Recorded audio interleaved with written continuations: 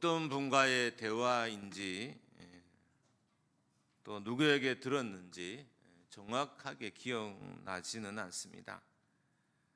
내용은 이런 겁니다. 이렇게 사는 것이 싫다는 거예요. 세상 사람들이 사는 인생의 과정들을, 여정들을 숙명처럼 받아들이고 그것이 마치 인생이 누리고 추구해야 할 최고의 가치인 것처럼 여기면서 살기 싫다는 겁니다. 좀 더 구체적으로 이야기하면 부자로 살면 얼마나 부자로 살겠느냐는 거예요.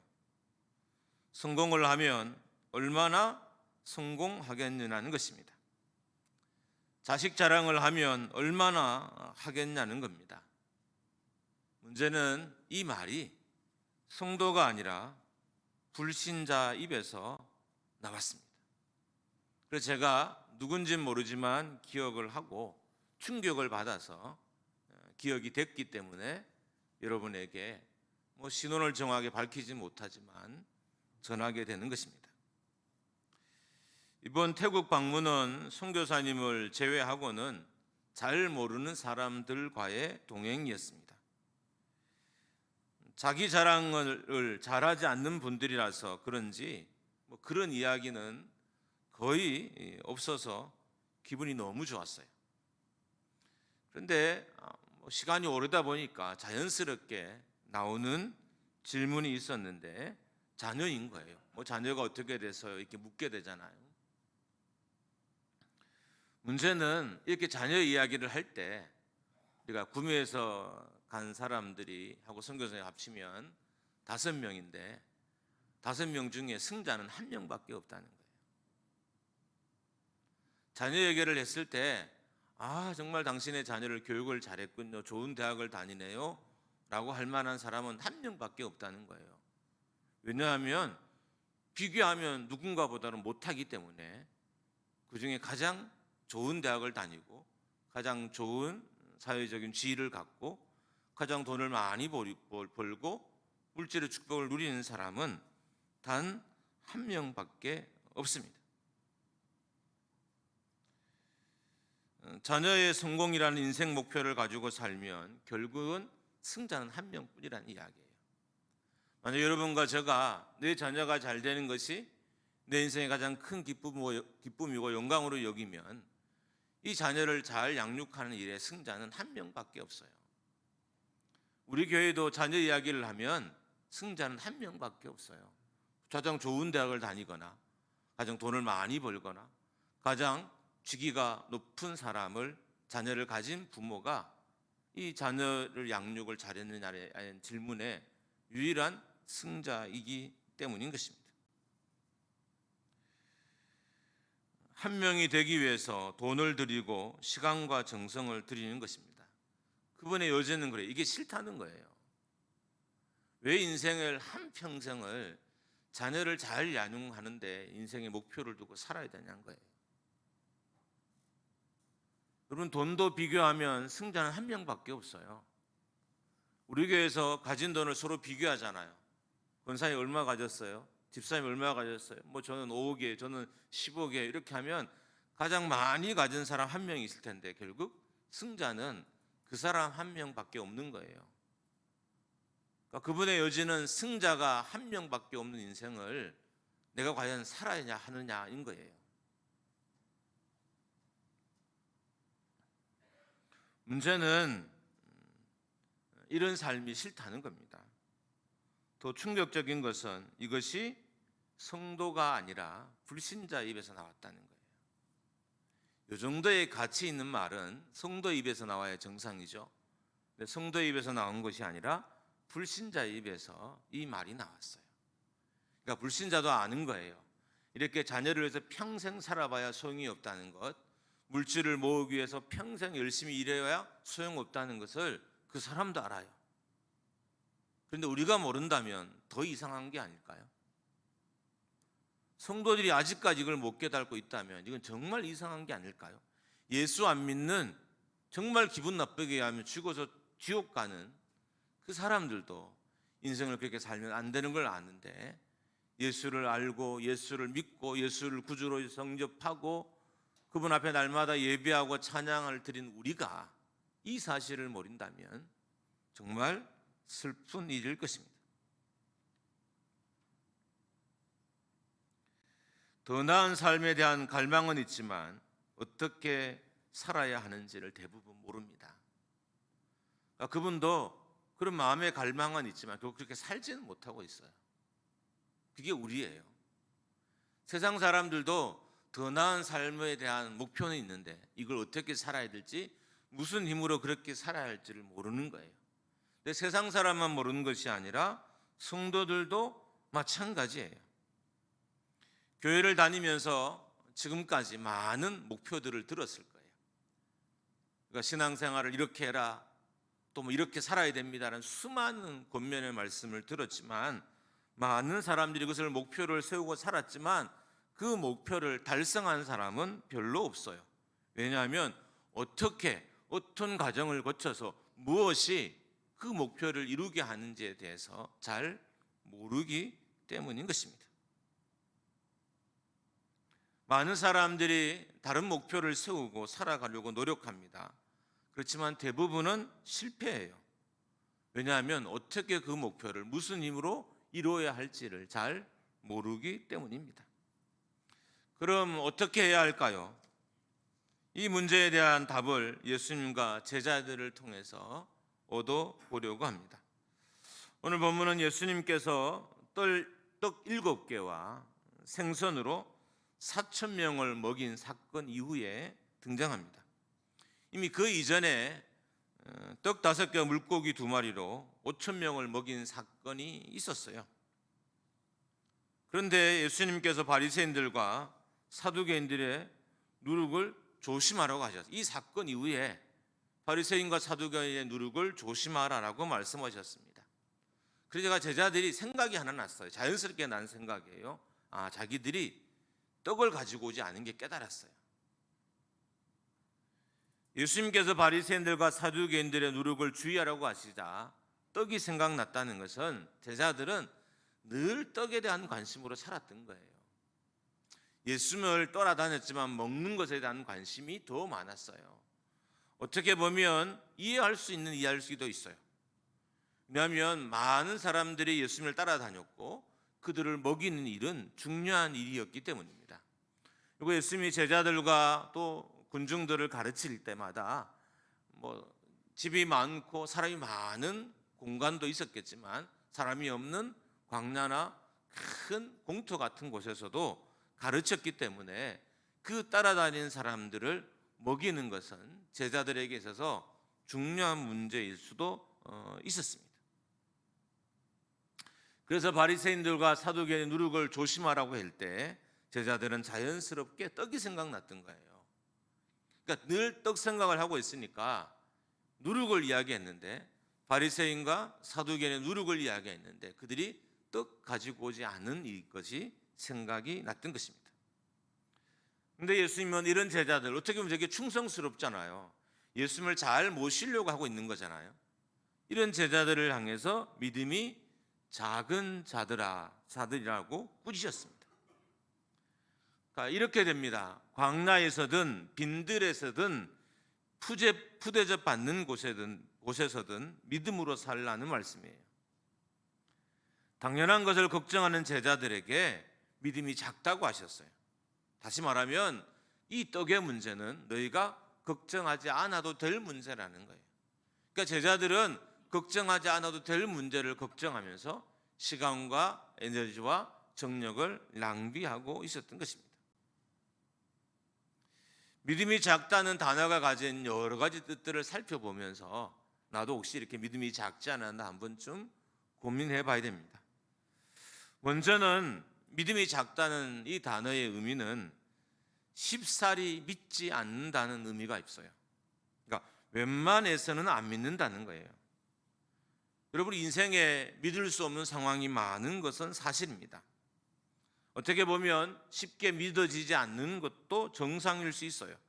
근데 예수님은 그런 쉽게 믿지 못하는, 쉽사리 믿지 못하는 제자들에 대해서 믿음이 작다라고 하셨다는 겁니다.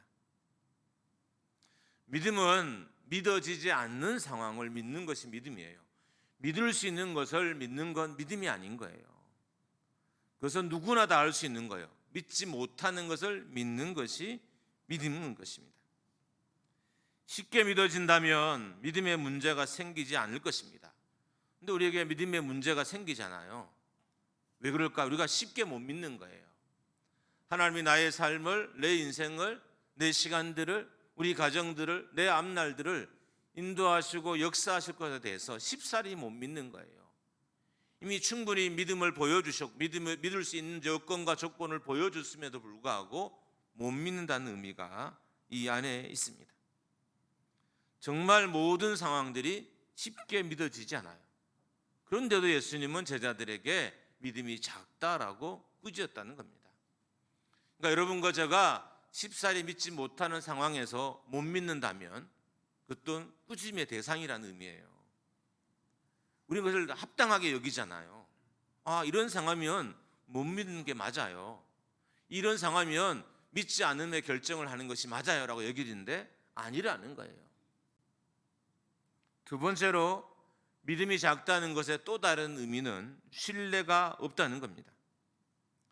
제자들에게 예수님에 대한 신뢰가 없다는 것입니다. 이미 먹는 것과 관련된 큰 기적을 예수님이 베푸셨어요. 그런데도 신뢰가 없었습니다. 신앙생활을 오래 해도 신뢰가 없을 수 있어요. 우리가 교회에 직분이 오른다고 해서 하나님에 대한 신뢰가 자연스럽게 생기는 건 아니에요. 예수를 오래 믿었다고 해서 하나님에 대한 신뢰가 자연스럽게 생기는 것은 아니라는 것입니다. 예수님은 신뢰하지 못하는 제자들에 대해서 믿음이 작은 자들이라고 꾸짖었습니다. 여러분, 신뢰는 믿음의 문제인 거예요. 믿어야 신뢰할 수 있는 거예요. 근데 많은 성도들이 시간이 지나고 오랜 연수가 지났는데도 여전히 못 믿는 거예요. 못 믿고 있어요. 제자들은 예수님을 경험했지만 신뢰하진 않았습니다. 똑같아요. 은혜는 받았지만 신뢰하지 않아요. 하나님의 역사는 경험했지만 신뢰하지 않아요. 하나님의 도움은 받았지만 여전히 신뢰하지 않아요. 이게 제자들의 모습이었고 그런 제자들을 예수님께서 꾸짖었습니다. 믿음이 작다는 것의 세 번째 의미는 너무나도 작게 믿는다는 거예요. 믿음이라고 하기에는 너무 작다는 거예요. 그러니까 제자들이 예수님이 바리새인과 사두개인의 누룩을 조심하라고 했을 때 그것을 떡으로 생각하는, 떡을 가지고 오지 않은 것에 대해서 그들이 혼란스러워하고 당황스러워하는 이런 태도는 작아도 너무 작은 믿음이라는 거예요. 너무 작게 믿는 믿음.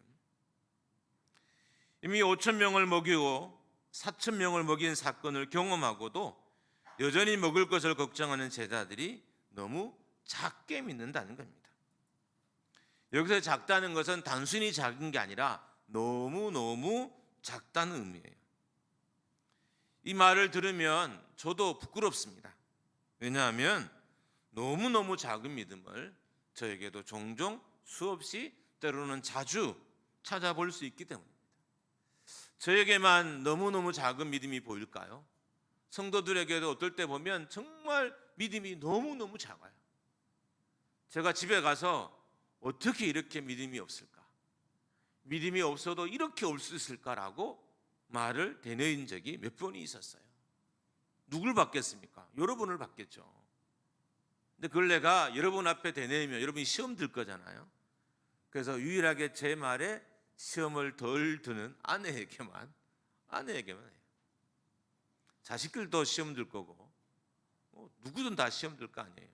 그래서 시험이 덜 드는 아내도 시험 들 수 있겠지만 그래도 상대적으로 덜 드는 아내에게 여보 믿음이 작아도 어떻게 이렇게 작을까? 근데 그게 우리라는 겁니다. 저는 제가 제 자신을 봐도 믿음이 작은 게 아니라 너무너무 작은 거예요. 아니 하나님의 은혜를 경험했죠. 하나님의 역사도 경험했어요. 귀신을 쫓아내고 병 낫는 것도 경험하고요. 교회를 부흥시키는 것도 경험하고요. 하나님이 사람의 영혼과 삶과 정신과 육체를 고치는 것도 다 경험했는데 여전히 믿음이 작아요. 작은데 너무너무 작아요. 그게 무리이고, 예수님이 제자들을 꾸짖은 것은 제자들의 믿음이 정말 이렇게 작았기 때문입니다.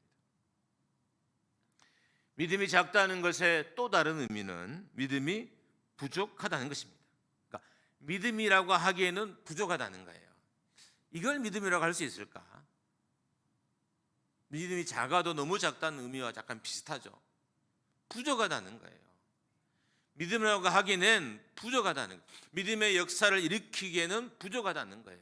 믿음의 역사를 경험하기에는, 하나님의 은혜를 경험하기에는 부족하다는 거예요. 그래서 예수님이 제자들을 꾸짖으셨던 것입니다.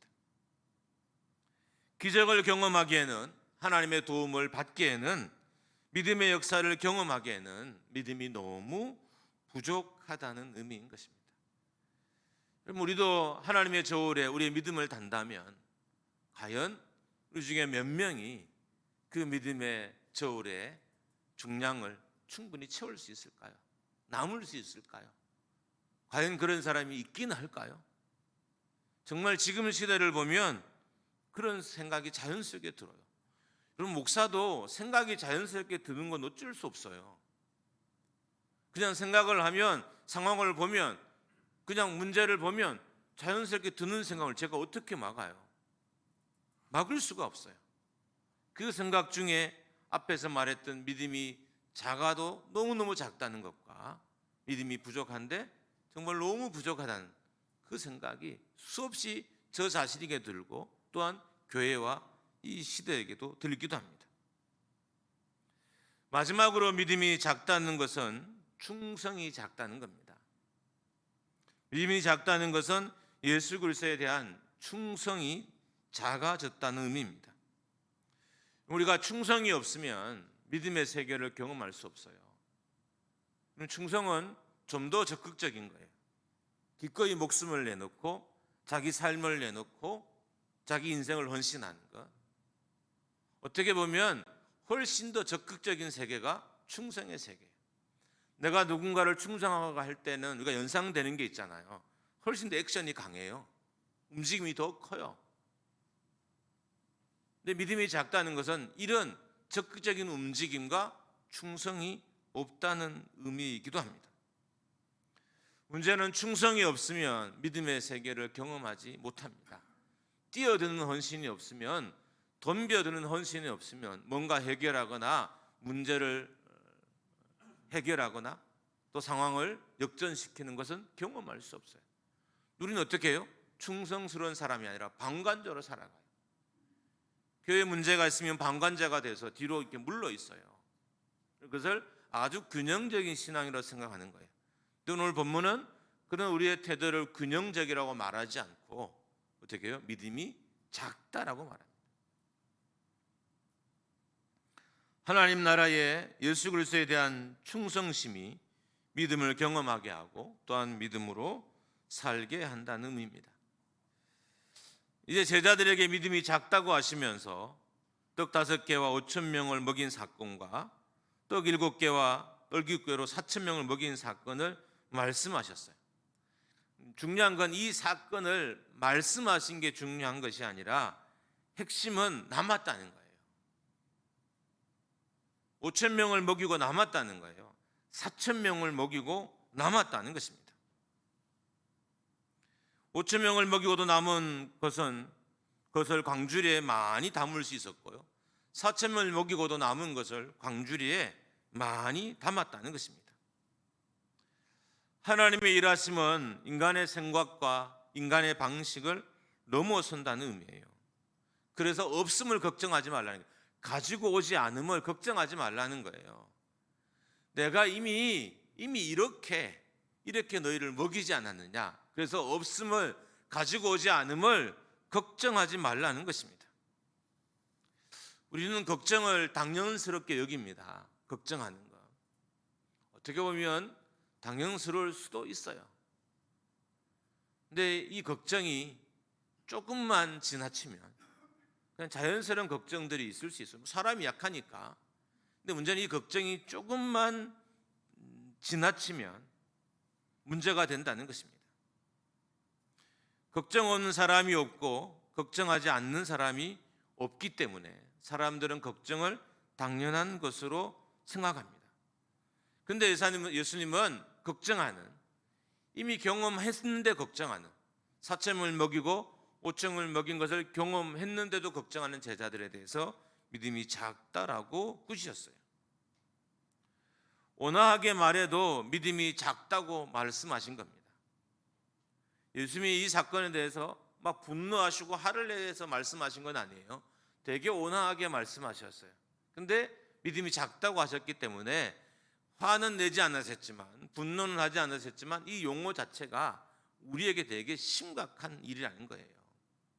믿음이 작은 것은 그냥 넘겨갈 문제가 아니라는 거예요. 믿음이 작다는 것은 그냥 두고 볼 문제가 아니라는 거예요. 제자 공동체에 있어서, 예수 그리스도의 공동체에 있어서 믿음이 작다는 것은 그냥 스쳐 지나갈 문제가 아니라는 거예요. 그렇다면 우리도 똑같은 거예요. 여러분과 저의 믿음 없음도 그냥 스쳐 지나갈 문제는 아닌 거예요. 걱정하는 게 당연한 것일지 몰라요. 걱정스러운 것이 정상적일지도 몰라요. 우리가 이렇게 약한 존재들이니까. 근데 걱정에 대해서 예수님은 분명히 말씀하셨습니다. 믿음이 작은 자들이라고. 그러니까 우리는 걱정하는 것을 때로는 당연하게 여기면 안 돼요. 걱정은 당연한 부분이 있고요, 당연히 여기지 않는 부분이 안아야 되는 부분이 있어요. 당연히 여기지 않아야 될 부분에 대해서 당연하게 여기면 안 되는 겁니다. 그러니까 떡을 걱정하는 것은 당연하게 여기면 안 되는 거였어요. 그래서 예수님께서 그들에 대해서 믿음이 작은 자들이라고 꾸짖으셨던 것입니다. 그런데 본문을 보면 예수님이 말씀하신 사두개인들과 바리새인들의 누룩 이야기는 떡 이야기가 아니었어요. 교훈에 관한 거였어요. 교훈. 그러니까 바리새인과 사두개인들의 잘못된 가르침과 교훈을 조심하라는 이야기였습니다. 그런데 왜 제자들이 오해했을까요? 이것을 떡으로 왜 오해했을까요? 관심사가 늘 거기에 있었기 때문입니다. 그들은 오직 떡에만 관심이 있었어요. 그래서 예수님의 모든 말씀을 떡으로 연결시켰던 것입니다. 우리도 그래요. 모든 문제를 돈으로 다 연결시킵니다. 결국은 돈의 문제가 아니에요. 돈의 문제인 거예요. 믿음의 문제가 아니라 결과적으로는 돈의 문제로 전락하게 됩니다. 그렇게 보다니까 교회는 돈이 없으면 아무것도 못하는 교회가 돼요. 그러니까 믿음을, 돈의 힘이 강해서요, 모든 믿음을 돈의 문제로 전락해요. 이런 비전을, 그러니까 꿈이 있는데 어떻게 할까? 돈이 없는데요. 이런 계획이 있는데 어떨까요? 돈이 없는데요. 이걸 우리가 하면 좋은데 돈이 없는데요. 모든 결론은 돈이에요. 그러니까 제자들도 그랬다는 거예요. 그들의 관심사가 가룟 유다부터 시작해서 여전히 아직까지는 돈이었어요. 그래서 예수님이 무슨 말씀을 해도 이게 돈의 문제로 결국 귀결이 됐던 거예요. 그래서 이런 제자들의 태도에 대해서 예수님께서 믿음이 작다라고 꾸짖으셨습니다. 우리는 이렇게 생각합니다. 돈이 많은 교회가 많은 일을 할 수 있다고 생각합니다. 우리는 여전히 믿음보다 돈이 일한다고 생각합니다. 그래서 믿음으로 결정하지 못하고 계속 돈으로 결정해요. 돈이 얼마 있습니까? 남은 잔고가 얼마입니까? 그럼 해도 되겠네요. 이게 우리라는 거예요. 더 아이러니한 것은 꾸짖는 건 아닙니다. 신기하게 본인들 집 일을 할 때는, 이거 꾸짖는 게 되나요? 본인들 집 이야기 할 때는 돈보다 믿음이 있어요. 돈이 적어도 집을 사고, 돈이 적어도 차를 사고, 돈이 적어도 아이들을 유학을 보내고 해요. 근데 굳이 교회 일할 때는 왜 돈을 일하고 하는지 이해를 못해요. 제가 가끔 이해 못하는 게 그거예요. 자기 집의 일은 믿음으로 하려고 하고 왜 교회 일은 돈으로 하려고 할까? 그래서 교회는 결국 돈이 없으면 아무것도 못하는 교회가 됩니다. 돈은 영향력이 큽니다. 누구도 부인할 수 없고요, 부인한다고 해서 부인이 되는 것이 아닙니다.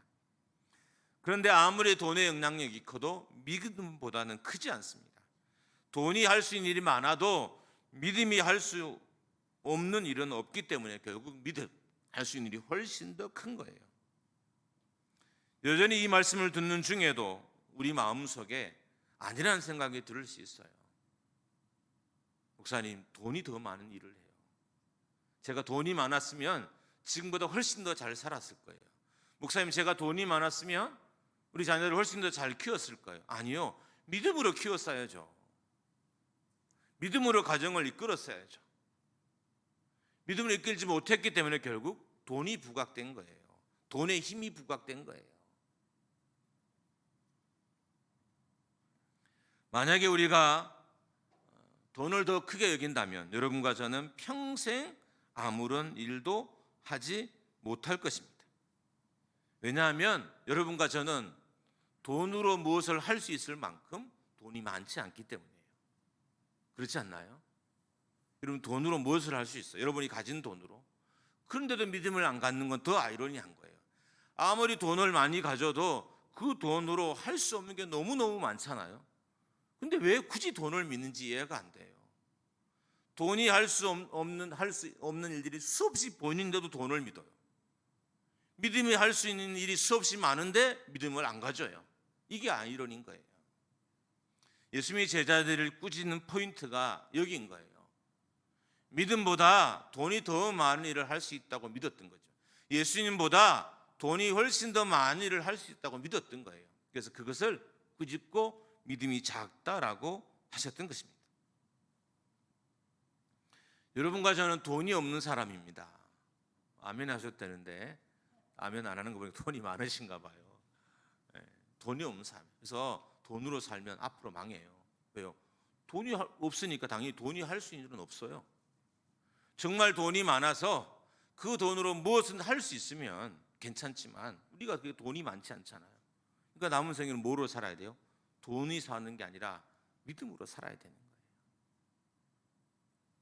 그렇게 되기를 주님의 이름으로 축복합니다. 할렐루야. 믿음이 만든 세계가 비전입니다. 욕심이 만든 세계가 목표라면 믿음이 만든 세계가 비전인 거예요.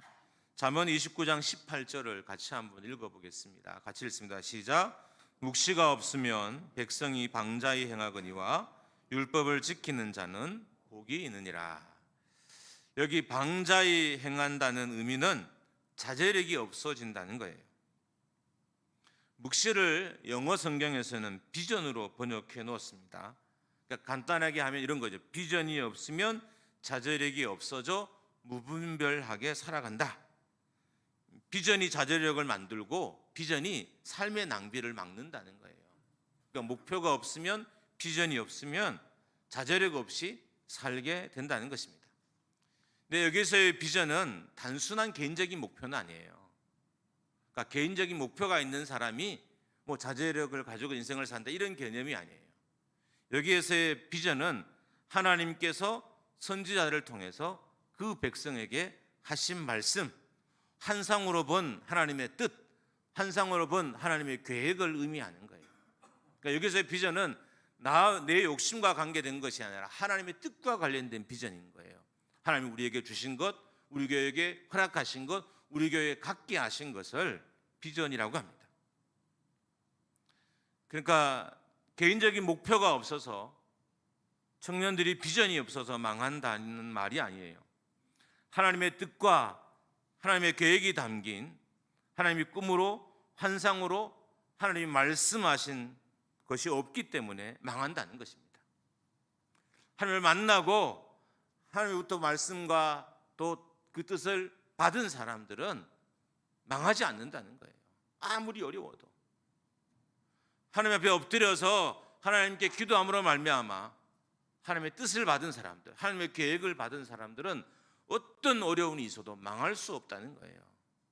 비전이 없어서 망한다는 것은 단순히 목표가 없어 망한다는 거예요. 하나님이 주신 목표가 없기 때문에 망하는 거예요. 이 땅의 교회들이 왜 약해지고 넘어지고 있을까요? 하나님이 주신 목표를 교회가 못 품고 못 가졌기 때문인 거예요.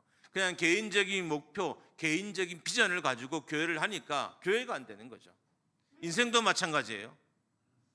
인생이 자기 목표를 가지고 살아가요.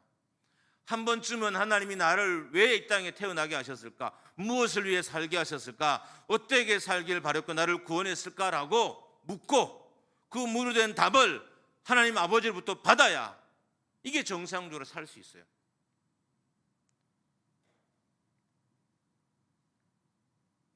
세상은 여러분과 저에게 개인적인 목표와 비전을 심어줍니다. 교회가 그런 목표를 청년들에게, 자녀들에게, 성도들에게 심어줍니다. 우리가 가져야 할 비전은, 우리가 꿔야 될 꿈은 철저하게 하나님으로부터 온 것이어야 돼요. 세상의 목표를 청년들에게 심으면 안 돼요. 세상의 비전들을 우리의 자녀들에게 심으면 안 돼요. 근데 우리는 그렇게 살았어요. 늘 자녀의 목표는 세상의 목표와 같았어요. 자녀를 가르칠 때 그 가르침의 목표가 뭐예요? 항상 세상과 같아요. 다른 적이 있었나요? 하나님이 교회와 시대를 향해 보여준 것이어야 하고 하나님이 가르쳐 주신 것을 자녀의 비전과 목표로 삼아야 됩니다. 목회자들 또한 하나님이 꾸게 하신 꿈을 꿔야 됩니다. 이미 말씀으로 주셨기 때문입니다. 성도들은 하나님이 주신 꿈을 꿔야 됩니다. 이 하나님이 말씀으로, 환상으로, 꿈으로 주신 하나님의 계획들을 품고 살아야 돼요. 목사도 목회자도 그렇게 살아야 되지만 성도도 그렇게 살아야 됩니다. 여러분, 청년들이 대학을 가면 급속도로 하나님과 멀어집니다. 직장을 가도 급속도로 하나님과 멀어집니다. 왜 그럴까요? 그들이 세상에서 배우는 모든 것들이 세상의 가르침이고 인본주의적인 가르침이기 때문입니다. 그래서 하나님이 그들에게 심어준 꿈을 다 잊어버리고 세상이 준 목표를 가지고 달려가다 보니 하나님 믿는 믿음으로부터 점점 멀어지는 거예요. 여러분, 집을 사기 위해서 달려가는 사람이 하나님 가까이 갈 수 있을까요? 세상의 성공이 목표인 사람이 그들 위해서 막 삶을 투자하는 사람이 말씀이 그 귀에 들릴까요? 당연히 안 들리죠. 어떻게 보면 여러분과 저는 자녀들을 하나님과 멀어지도록 키우고 있는지도 몰라요. 어쩌면 여러분과 저의 자녀가 하나님께 멀어지는 것이 당연할지도 몰라요. 왜요? 우리가 그런 목표들을 아이들에게 심어줬어요. 세상과 똑같은 목표를 심어줬어요.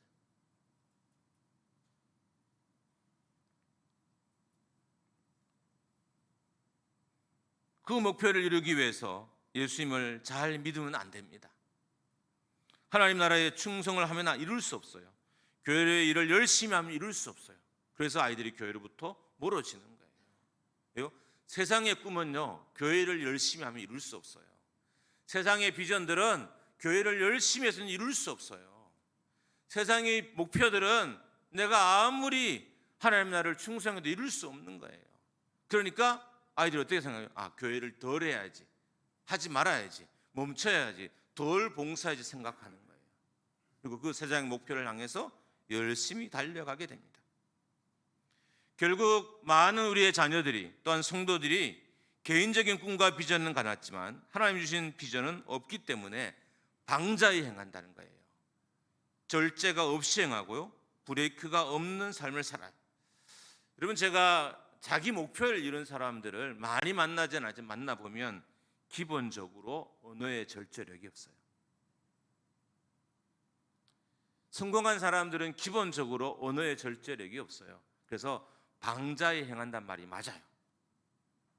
하나님에 대한 절제력도 없어요. 교회에서도요, 좀 성공하고 잘 나간 분들은 목사에 대한 절제력도 없고요, 성도에 대한 절제력이 없어요. 왜요? 개인적인 목표를 꿈꿨기 때문입니다. 그 꿈을 꾸고 열심히 산 사람들은 절제력을 상실해요. 그래서 대부분의 세상적으로 성공한 사람들, 가끔 막 TV나 이렇게 나와서 막 자기 삶을 이야기하잖아요. 가만 들어보세요. 어떻게 보면 되게 도전되는 말은 같지만 그 말 속에 뭐가 들어있어요? 자기 자랑과 교만과 절제력 없는 언행이 들어있어요. 특히 누구에 대해서? 하나님에 대해서. 창조주에 대해서 절제력 없는 언행이 들어있어요. 우리가 우리의 자녀들을 성자적인 목표와 꿈을 키워주고 그걸 이루면 우리 아이들은 교회와 목회자와 하나님 나라에 대한 절제적으로 잃어버릴 거예요. 지금도 그래요. 이미 다 잃어가고 있습니다. 믿음이 하나님이 주신 꿈과 계획을 이루게 합니다. 그래서 우리가 믿음으로 살아야 되는 거예요. 어떻게 살아야 될까? 믿음으로. 우리가 믿음을 살아야 하나님의 꿈을 이루어요. 내 힘으로 살면 내 꿈을 이루고. 그러니까 사람들은 하나님이 주신 꿈을 가져야 되고 그 꿈을 이루기 위해서 믿음으로 살아야 되는 거예요. 이게 우리의 삶의 방향이자 목적이 되어야 하는 것입니다. 여러분, 개인적인 꿈은 이루어도 여전히 허전합니다. 실은 그게 그거예요. 이루고 났더니 나보다 더 큰 집이 있고요. 이루고 났더니 나보다 더 큰 차가 있고요. 이루고 났더니 나보다 잘된 자녀가 있고요. 이루고 났더니 나보다 더 고위직이 있고요. 이루고 났더니 나보다 잘난 놈이 있는 거예요. 세상의 목표는 이루고 나도 허전해요. 왜요? 늘 나보다 더 나은 사람은 어딘가에 어떤 곳에는 있기 때문입니다. 여러분과 제가 아무리 부자해도 몇백 조를 가질 수 있을까요? 그럼 우리는 이미 부에 대해서는 실패자예요. 근데 많은 사람들이 세상에 주는 이 꿈을 위해 달려가요. 그러니까 허전하고 공허합니다. 그 꿈을 위해 달려갔으니 신앙생활도 여전히 해요. 여러분, 그런 꿈을 꾸고 교회 생활을 하는 게 행복할까요? 세상에 심어진 비전을 향해 열심히 사는 인생이 신앙이 행복할까요? 하나님이 행복할까요? 하나님이 즐거울까요? 하나님이 기쁠까요? 하나님이 좋을까요? 그럴 리가요 없습니다.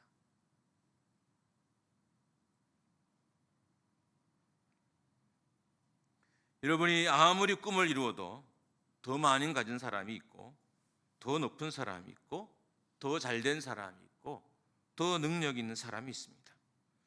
그런데 하나님이 주신 꿈과 계획은 다릅니다. 하나님의 마음이 담겨 있기 때문에 그런 열등감과 비교의식은 가지지 않게 돼요. 비록 내 비전이 상대방보다 작아도 그 비전을 이룬 것을 기뻐하고 즐거워하며 살아갈 수 있어요. 하나님이 주신 비전을 품으면 그래요. 하나님의 계획을 품으면 그렇게 된다는 의미인 것입니다. 그리고 내가 이룬 작지만 이 꿈들을 감사해야 하고 영광스럽게 생각하고 기뻐 생각하며 살 수 있게 되는 것입니다. 한없는 기쁨이 오고 말로 형용할 수 없는 영광과 은혜가 있습니다.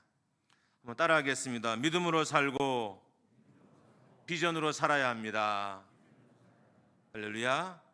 이게 우리가 세상에 사는 방법이자 길이에요. 믿음으로 살고 비전으로 살아야 됩니다. 믿음으로 살아야 하나님의 비전을 보게 되고요. 믿음으로 살아야 비전의 도구로 살 수 있습니다. 믿음으로 살아야 하나님의 비전이 이루어지는 것을 두 눈으로 볼 수 있습니다. 한번 몇 가지 더 따라하겠으면 좋겠습니다. 트라우마로 살지 말고 믿음으로 삽시다. 따라합니다. 상처로 살지 말고 믿음으로 삽시다. 또 따라합니다. 패배로 살지 말고 믿음으로 삽시다. 할렐루야. 나라도 트라우마를 이기지 못해서 트라우마로 살아가요. 나라, 국가, 네이션. 여러분, 캄보디아는 킬링 필드가 트라우마가 되어서 캄보디아 백성들의 정서와 삶, 문화와 종교에 그대로 남아있어요. 그러니까 나라도 트라우마로 살아요. 중국도 문화혁명의 트라우마가 벗어나지 못해서 중국도 여전히 따지고 보면 문화혁명의 트라우마로 살아갑니다.